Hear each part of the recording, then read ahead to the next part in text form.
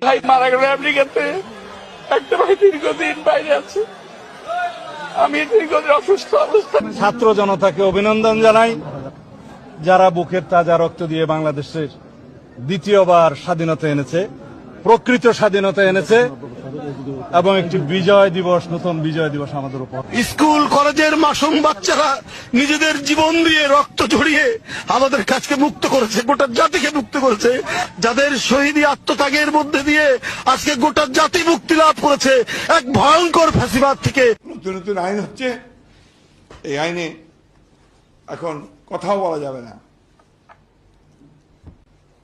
যাবজ্জীবন কারাদণ্ড, 1 কোটি টাকা জরিমানা। একমাত্র রাজাকাররা, পাকিস্তানপন্থীরা স্বাধীনতা যুদ্ধকে স্বীকার করে নাই। তারা এখন বলতে চায় ওই স্বাধীনতা না, দ্বিতীয় স্বাধীনতা রয়েছে। আমি প্রথম প্রবেশ করেছি, দ্বিতীয় স্বাধীনতা বলে বাংলাদেশে কিছু নাই।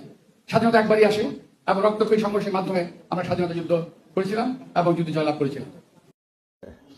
নীল কালার যে ফর্মটা আছে, এটা সংবিধান সংস্কার পরিষদ সদস্যদের শপথ ফর্ম।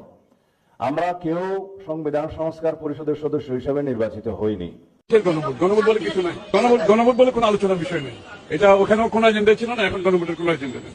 এরপরে নতুনভাবে ঐক্যমত হওয়ার কিছু নাই। যেটা ঐক্যমত হওয়ার অতটুকু হয়েছে, চ্যাপ্টার ওখানে ক্লোজ হয়েছে। আসসালামু আলাইকুম স্যার। আসসালামু আলাইকুম স্যার।